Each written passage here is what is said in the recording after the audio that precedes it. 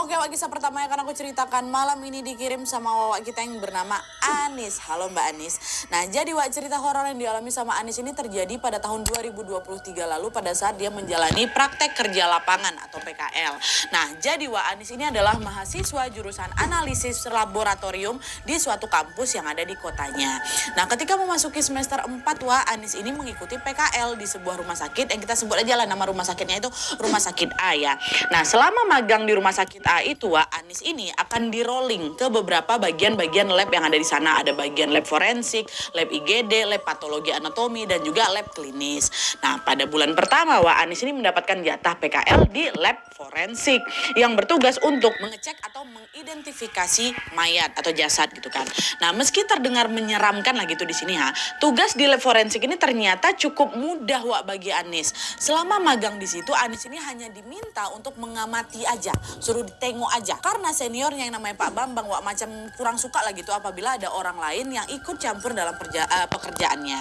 Nah, setiap kali ada mayat yang harus divisum atau harus diotopsi Wak, Pak Bambang ini selalu bilang sama Anis, "Mbak Anis, kamu nggak usah ikut ngevisum ya, cukup kamu lihat aja prosesnya kayak gimana." Kata, "Oh iya baik Pak, siap," kata gitu. Pokoknya di situ tugas Anis ini betul-betul hanya mengamati dan mencatat apa saja yang sudah dilakukan sama Pak Bambang, udah kayak gitu, nggak boleh sentuh sama sekali lah kayak gitu.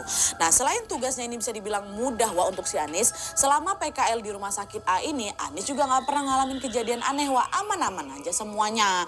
Tapi memasuki hari kelima, disitulah Anis mulai merasa ada keanehan di situ. Nah, jadi pada malam itu sekitar jam 11 malam Nat katanya, Anis ini masih di rumah sakit Wak untuk mengerjakan laporan yang harus dikirim ke dosennya.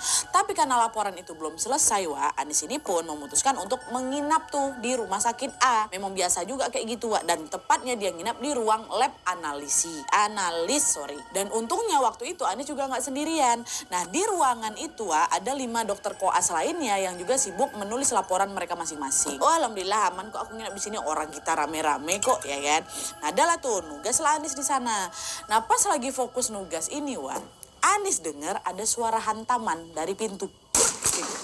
Dan ternyata yang ngedengar suara itu nggak cuma si Anis saja. 5 dokter koas yang lain itu denger juga. Mereka bertatap-tatap langsung kan, kalian ada dengar nggak suara barusan? Kata mereka. Iya Wak, aku dengar kata mereka. Kencang kali suaranya. Ada apa ya? Kata si Anis kayak gitu. Nah, karena penasaran, salah satu dokter koas yang di sana yang namanya Dokter Aan, pergilah itu keluar buat memeriksa pintu. Tapi pas dicek di luar nggak ada siapa-siapa Wak. Nah, nggak lama kemudian ada hawa dingin tuh. Nah, dia tiba-tiba masuk ke dalam ruangan, bikin semua pada merinding itu waktu itu. Nah, karena pada merinding semua, perasaan mereka juga sama-sama nggak enak, panik keluar. Wah, ada apa nih? Wah, tuh lari lah semua kan, lari ke ruang UGD. Nah, by the way, ruang analis ke ruang UGD ini cuma hadap-hadapan aja Wak, ya kan? Lari semua, ada apa tuh? Gitu. Nah, melihat mereka ribut, ada perawat senior di sana nanya, ngapain nih, ada apa? Kenapa kalian malam-malam ribut kayak gini? Katanya. Anis jawab, Mbak, barusan kami dengar ada suara orang nendang pintu, Mbak. Alah, kirain kenapa? Emang kalian belum tahu ya? Di sini tuh memang sering kok ada suara-suara aneh. Namanya juga di rumah sakit. Udah hal kayak gitu wajar-wajar aja kok. Udah nggak usah takut dicolong, nggak ada apa-apa, nggak akan diganggu kok kalian, kata si senior ini. Nah, tanpa diduga obrolan itu atau kejadian tadi itu memantik pembicaraan kejadian horor lainnya yang pernah terjadi di Rumah Sakit A itu. Biasalah kan kejadian horor kan kalau misalnya kita ceritain satu nular kan ke yang lain-lain kan. Itu yang terjadi. Dan akhirnya malam itu Anis dan kelima dokter koas lainnya ini tadi tuh mereka lanjut lagi ngerjain tugas, tapi nggak di ruang analis lagi, ke ruang IGD. Mereka ngerjain tugas sambil itulah cerita-cerita horor. Nah, di tengah obrolan itu tiba-tiba ada perawat lain juga Wak yang cerita tentang mitos yang beredar di Rumah Sakit A ini. Mitosnya adalah kalau misalnya kalian dengar ada suara aneh di ruang forensik, itu artinya akan ada pasien yang datang. Pasien di sini tuh bukan orang yang mau berobat kayak biasa Wak ya, tapi pasien dalam bentuk sudah meninggal atau sudah menjadi mayat lagi. Itu biasanya katanya kayak gitu. Dan ternyata mitos itu terbukti malam itu dia.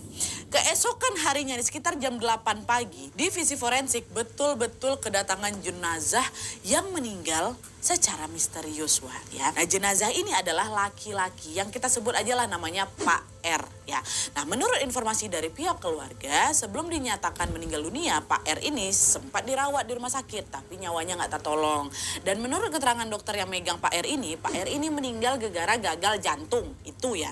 Nah, setelah dinyatakan meninggal pihak keluarga pun segera bawa jenazah Pak R balik ke rumah buat dimakamkan ya kan. Tapi Wak, setelah pemakaman itu selesai, entah kenapa pihak pihak keluarga ini ada yang ngerasa janggal di sini. Mereka menganggap kalau Pak R ini bukan meninggal gara-gara gagal jantung. Gara-gara semasa hidupnya tuh Pak R tuh nggak pernah menderita penyakit jantung tuh loh, Wak. Mereka si Pak R ini tuh sehat-sehat aja. Kenapa dia meninggal gara-gara gagal jantung? Nah, ngerasa dia nggak beres di sini, makanya pihak keluarga